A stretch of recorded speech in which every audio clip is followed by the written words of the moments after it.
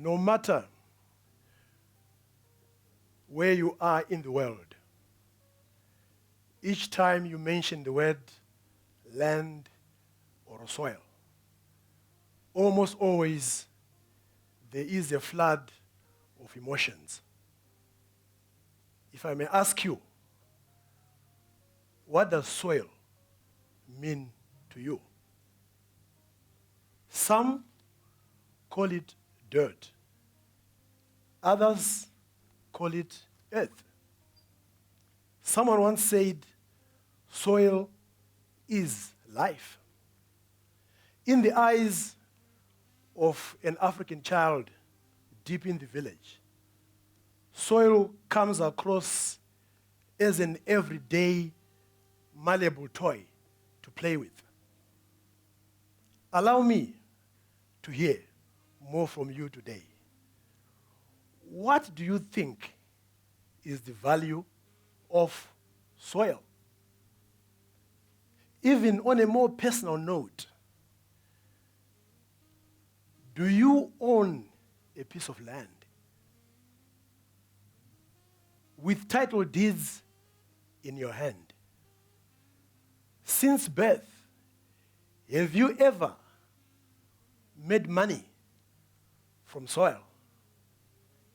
Have you ever gotten any cash from soil? In Zambia, they call it cash. In Nigeria, they call it money. As for me, land, soil, and water is my passion and my heartbeat. Come to think of it, I feel really connected to land, soil, and water.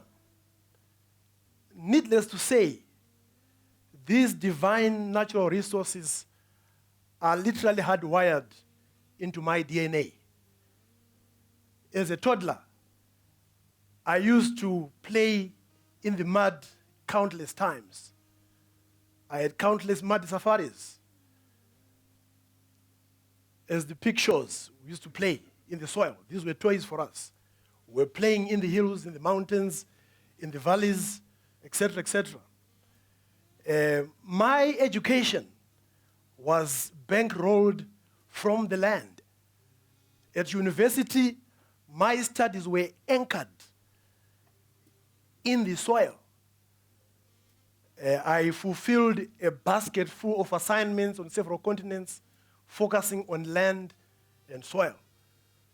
Today, I lead a business development team of the largest African seed company, which is dubbed the Muddy Boots, who go out there to produce quality seed of field crops and vegetables for our farmers.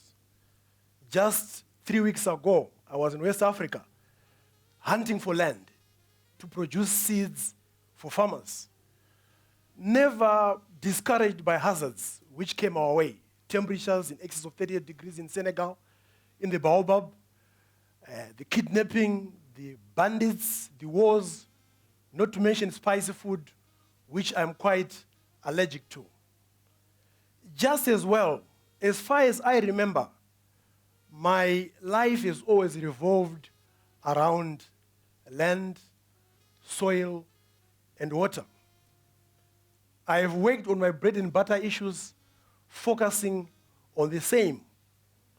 I almost sound like a single channel decoder, talking about land, soil, and water, because this is my passion. Can you just imagine how much experience I have acquired over the years on land and soil? Forward-looking, just as well, I am now prepared to share the same with boys and girls who are deliberate about making money from the soil. Why do I think that I can stand here today and share something on the subject of land? I had a privilege to experience in my own backyard a reportedly chaotic but controversial land program. What did I learn from it? Well, the lessons were many. Lesson number one, You should never let go an opportunity to own a slice of land. If land is music to your ears, I mean, I love land. I would rather own a slice of land than a slice of pizza. If I'm eating that pizza, where do I stand? It has to be on a piece of land. It's important that we respect that going forward. Sons and daughters of the soil, you should never despise land located in marginal areas. Allow me to share 2 case studies, one from up north, the Middle East, and one from Southern Africa. I don't know how many of you who are here today are alive to the fact that the Dubai you know today was once despised as a dry, arid, and worthless place. Look at this peak here, night and day. Isn't it jaw-dropping? Even not to mention that Sandton was a farm. Sandton is the most valuable square kilometer of estate land in Africa. Professor Jane Caruthers wrote in a book called Sandton, The Making of a Town, that Sandton was made of 5 farms, namely Cypherfontein, Driefontein, Rietfontein, Witkoppen, and Zandfontein.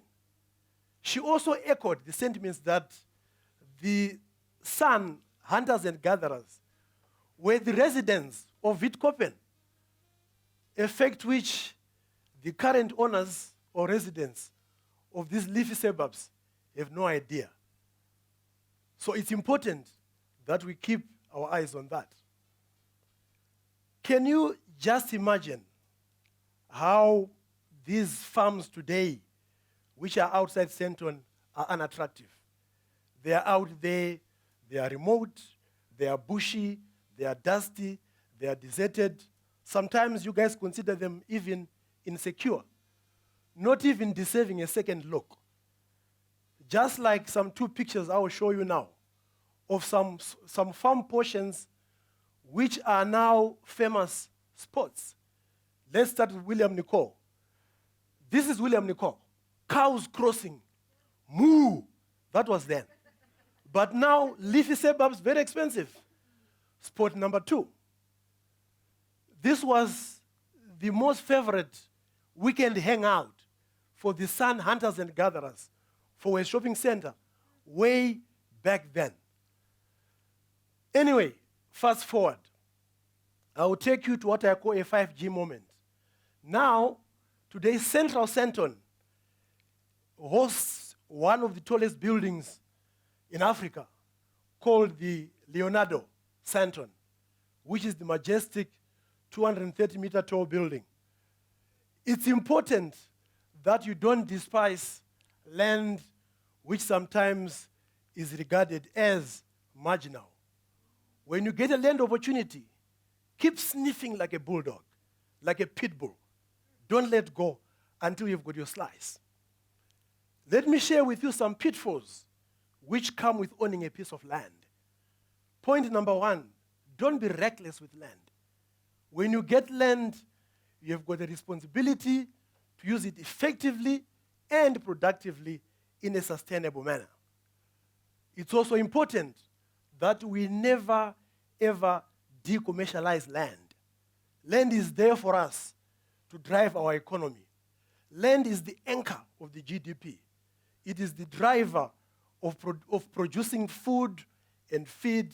It is the driver of creating employment. It is the bedrock of driving the entire economy. More importantly, another don't do not delay. Analysis paralysis. The idea to get land is now. Kinako. We need to start moving sincerely. Once you commit sincerely, there's a grace which comes with it. Where I come from, we believe in the Nike notion which says just do it. You just got to start. He will bless you in your footsteps. Delayed obedience is disobedience. But also, don't be static. Beneficiaries of land should remember that land use is always evolving over time. It's important that you reinvent your business model so that you stay in the game. You got to keep at it. We cannot afford to lose land. We cannot afford to lose title deeds. Generations to come will not forgive us. My mother used to say that there's no excuse which is good enough. Just get it done. That's the same notion. We are also supposed to be learning as we go. Why should we learn? Land Reform 101 taught me that when you get land, it's not about occupation, just like buying a house. You go into a house and you work it. Just like land, once you've got that piece of land, you need to sweat that piece of land until you get profitability. It's important that going forward, we respect the lessons around land. Allow me to share with you a lighter moment where sometime last year, a friend of mine got sick.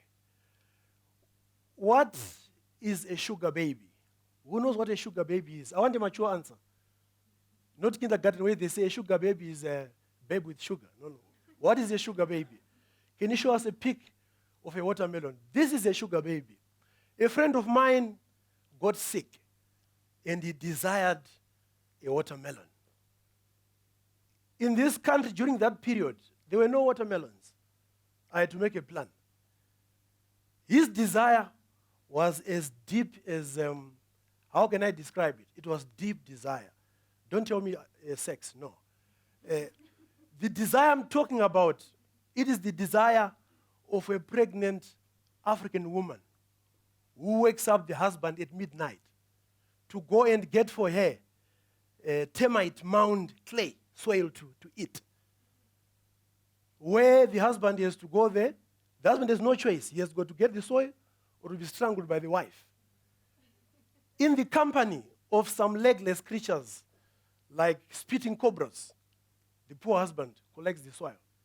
That's the desire I'm talking about. Cut a long story short, I then creatively imported some watermelon from across the Limpopo in Zimbabwe, where at the same time, they were rotting, they were on the shelf.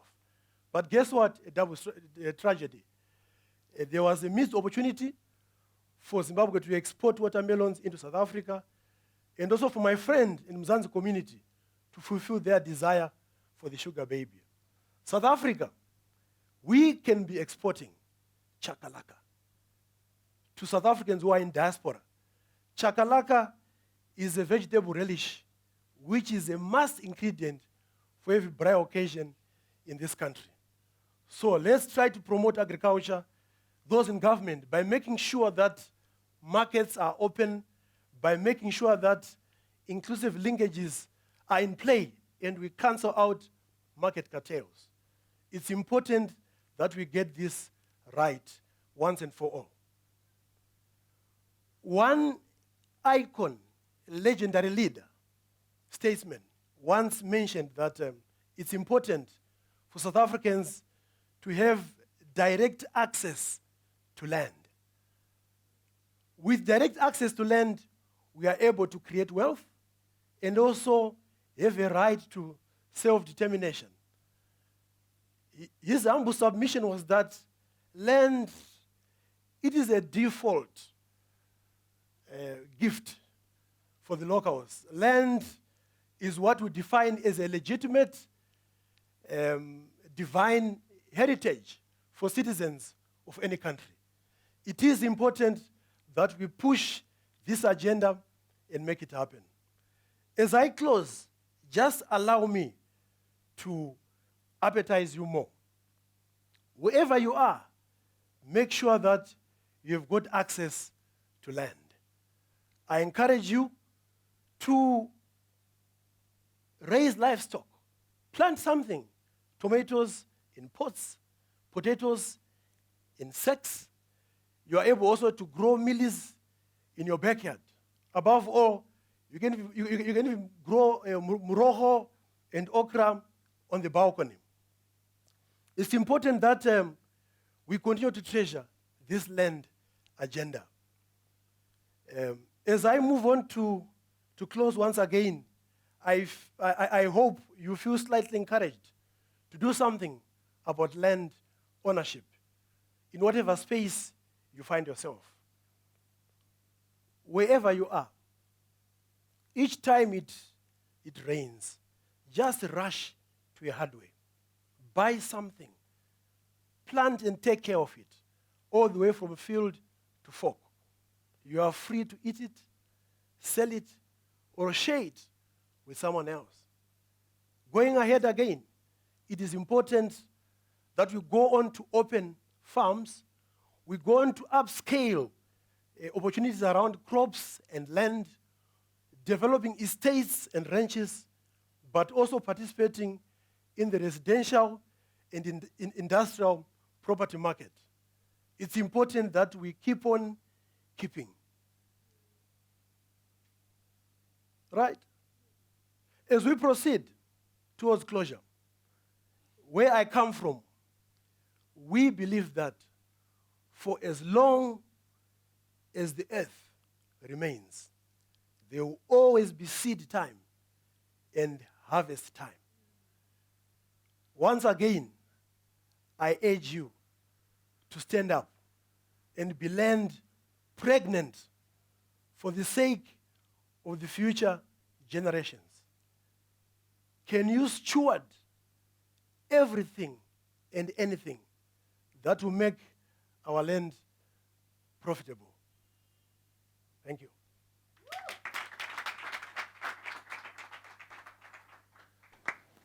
I've got some samples here of cobs and soil. Yeah. I'm a farmer because when I plant one of these, right, I get as many as such.